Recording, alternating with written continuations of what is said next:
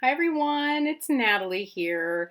So I'm getting ready to do our weekly spread for the coming week. So it's the week of, my God, I can't believe it.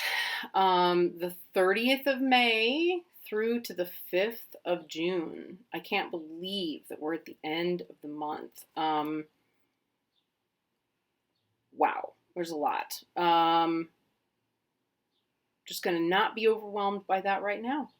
All right, so the spread that I'm going to use once again is from Benebell Wen. It's her weekly forecast spread. So position 1, what spirit will be most present this week? Card 2, position 2, what is in my highest interest to make this week's priority? And card 3, what do I need to be mindful of and prepare for? So for this divination, for this reading, I'm going to go a little bit different direction with it, and I'm going to just be light and lighthearted with it because who knows? The world is full of all kinds of crap right now. We don't need any more of that, do we? We don't. So, yeah. So we're going to not bring in any more than what we need. So I'm going to use the Hieronymous Bosch Tarot because why not? And I thought I would just give the Bosch playing cards their first little spin. I unboxed these rather casually and I don't know, had a really good time doing this, kind of the unfiltered reaction type of thing to it the other night, and really got a kick out of it. They're really fun cards. Very, very silly, as you will see. So, whoops, and one of the jokers just flew out and landed there. So what do you know? They're ready to play. They're ready to play. So, fun times. I'm gonna go ahead and shuffle the cards. I've got the Bosch Tarot ready to go. Sorry, I just had to stop and sniff them. They smell so good. Oh, I do love them. Okay, I love a good smelling tarot deck. All right, so the first prompt here is what spirit will be most present with us collectively this week? All right.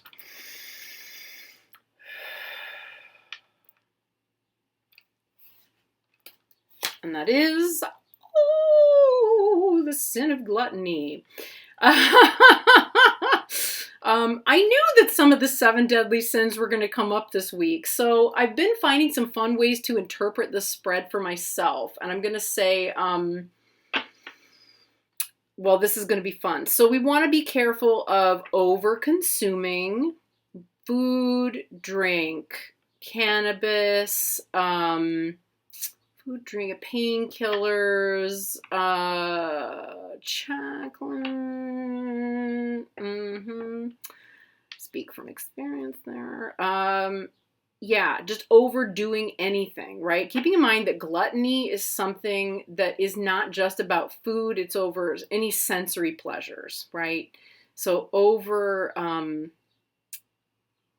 consuming. I think it could include over consuming Netflix, over consuming social media, over consuming the news. So that is going to be the spirit that's most with us this week. We're going to be tempted into, sorry, I hope this language is not triggering for you. Please don't be triggered by this. Know that it comes with a very gentle heart and not from a place of shaming. It does, never, ever. So yeah, we just want to be really aware that the temptation to overconsume things in the next week is going to be with us. So, and in the US, we're having a holiday weekend this weekend, so that could potentially also be over socializing. I need to get back to my friend Patrice. Damn, I'm so not remembering things at the moment. Okay, yes, sin of gluttony. Careful about be aware that we're all going to be tempted to overconsume. Okay, so there's that. Then the second card, what is in my highest interest to make this week's priority? So I'm going to rephrase to say, what is in our highest interest to make this week's priority? Okay, so let's have a deep breath.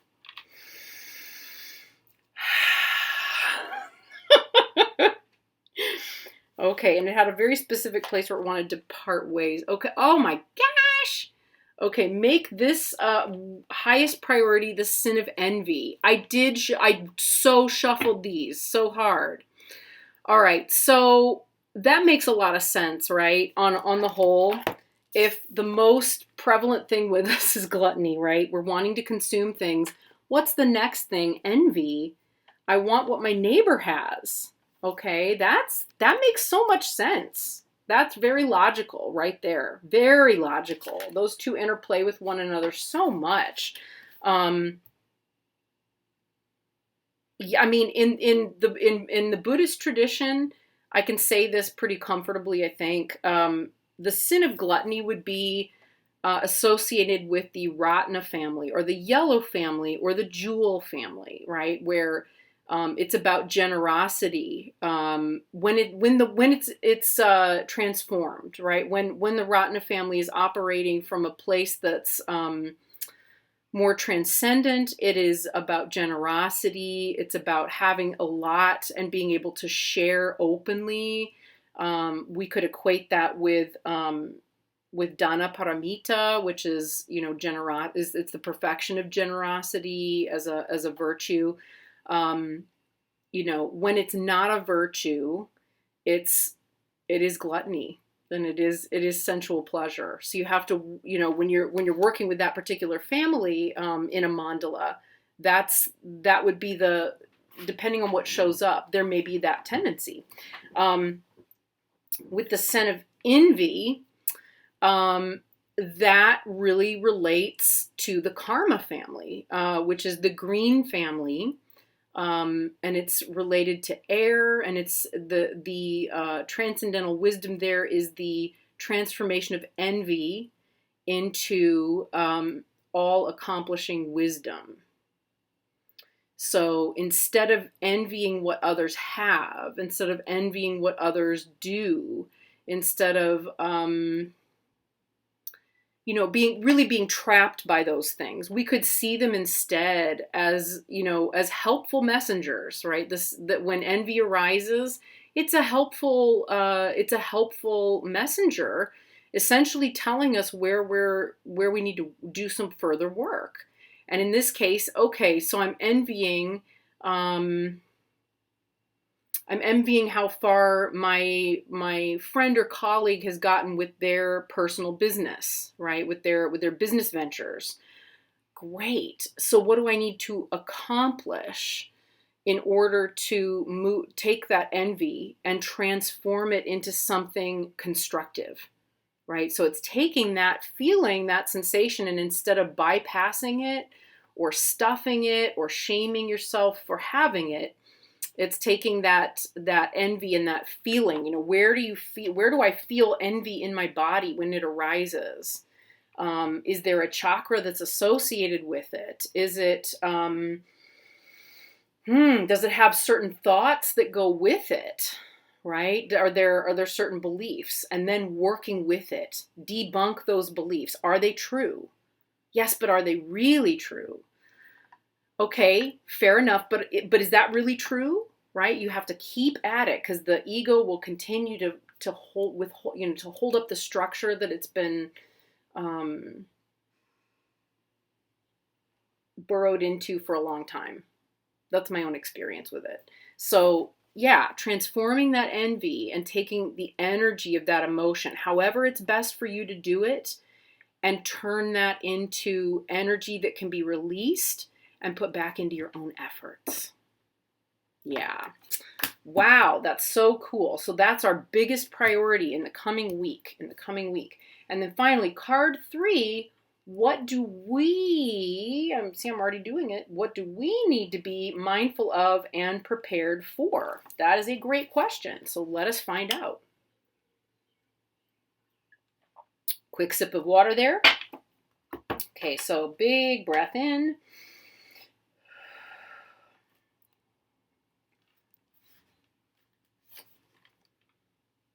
The Baron of Coins. The Baron of Coins.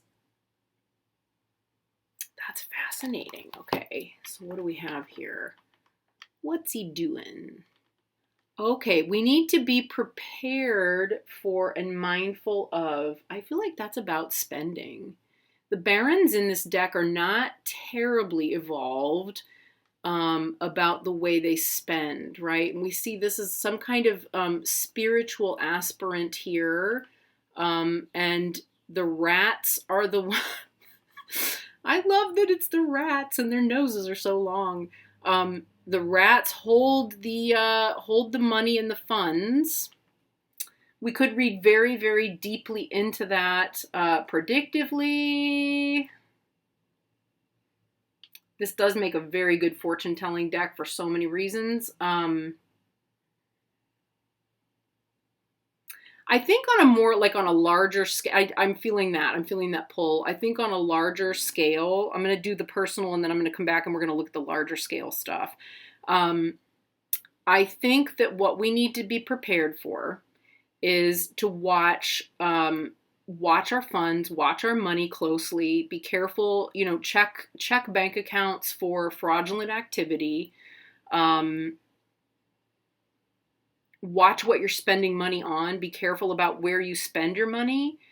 And I think too, there's a sense of like, if you're donating money, be careful about, do your research. Are you donating it to a cause that's going to be, is it what it says it is? Make sure it's not being misrepresented in some way. Sometimes that's a thing. I've had that happen before. And be careful too with things like, I don't know why this is popping into my head. Maybe somebody will be able to say something in the comments and say, oh, that's me. I've got to be careful with this. But, sometimes these interesting business opportunities pop up where somebody says, oh, well, this is a really great product and I love selling this line or this brand and it's so amazing and it does so many good things and it does so much of this and that and the other. I'd love to sponsor your channel, or I'd love to bring you into the business so that you can make some passive income from home. Those kinds of things, be careful. Be careful. I also wonder, given that this is coins and it's the Baron of Coins, makes me wonder about Bitcoin and cryptocurrency. I don't know why. But I wonder if we're going to see, I feel like there's some underhanded stuff going on. Yeah, I mean, I don't know a huge amount about cryptocurrency, but at all. I check the news once a day or twice a day just to see what the main things are at the moment, because I'm being careful about what I consume with the news. For my own mental health and stability. But be very careful. Be careful with that stuff. If that's your thing, if investing in cryptocurrency is your thing, exercise a little caution and maybe look a little bit more deeply into who are the people actually doing it and what is it that they want out of it. What are they hoping to actually accomplish through mining, cryptocurrency? Yeah. That came out, there's a lot more there than I expected to find. But let's look at this too. It does overlap on a more personal level with the sin of gluttony, right?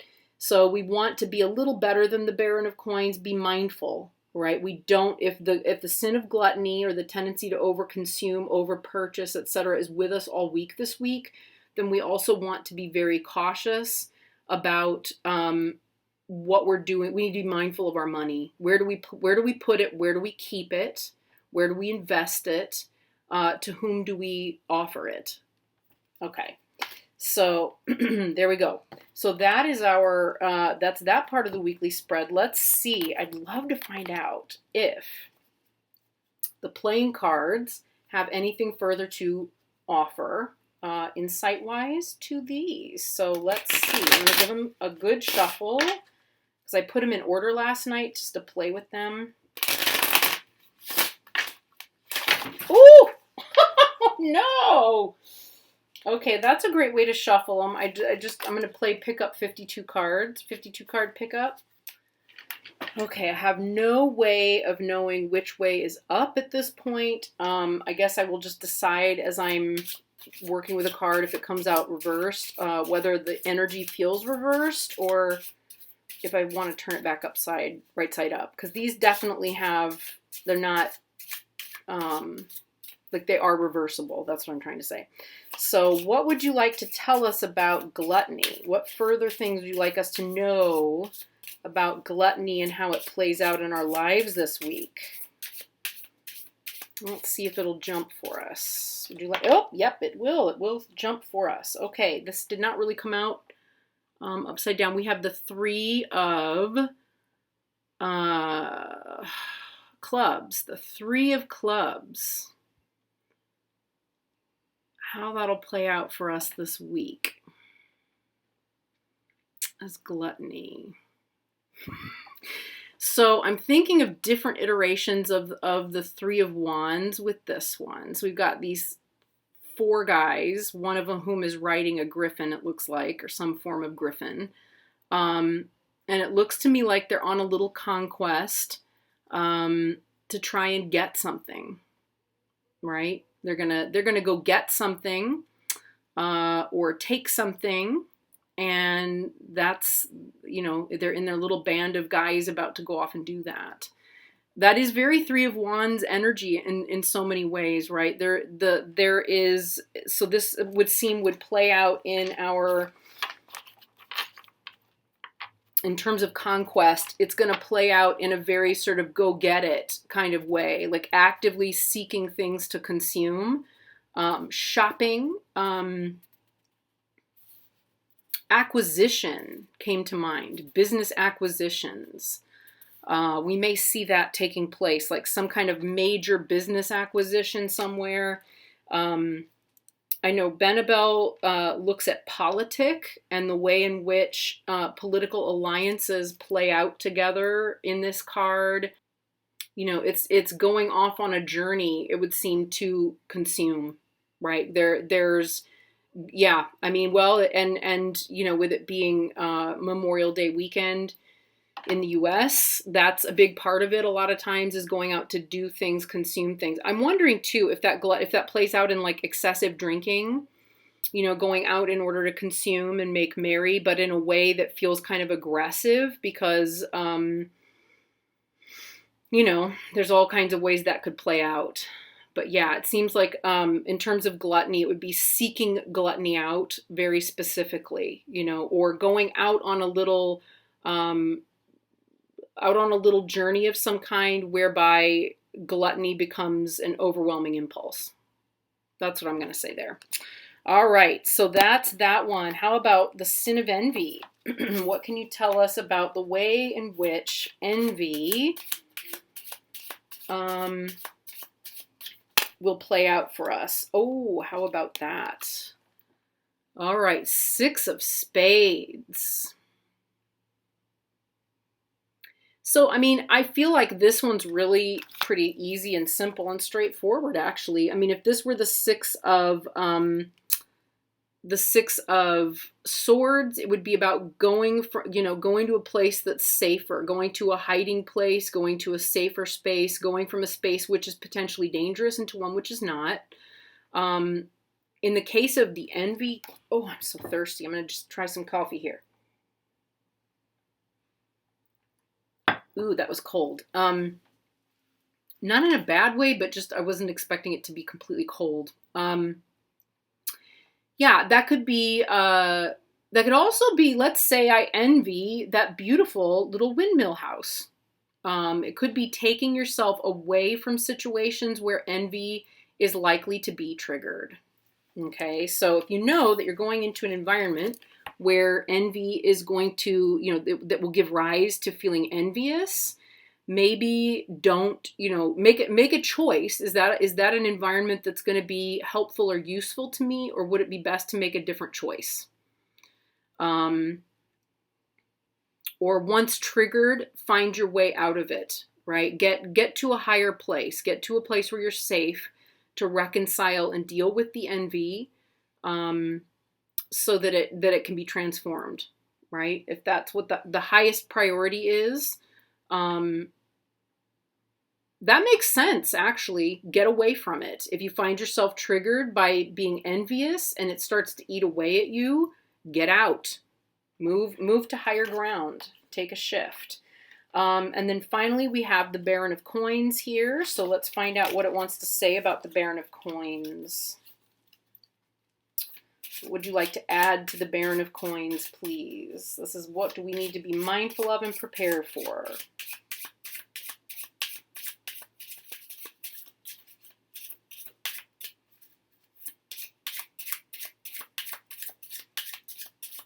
Jump out and talk to us.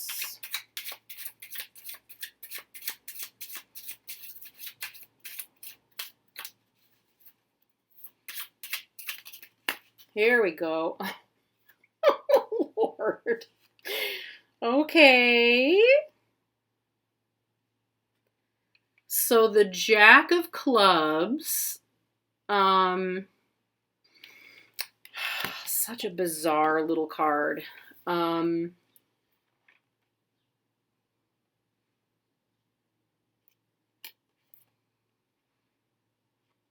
I think it's funny how those two go together as well, because they're facing the same direction. Oh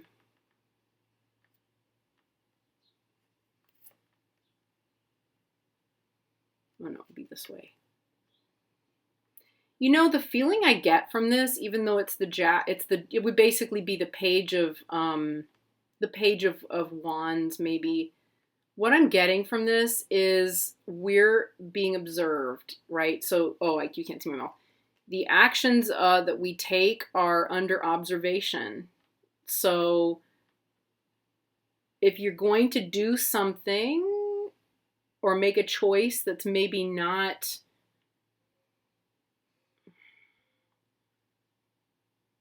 completely honest somehow, be careful, because it's being watched. It's being observed. What else does the Page of Wands tell us? I would say too, with this Page of Wands, or this Jack of Clubs, to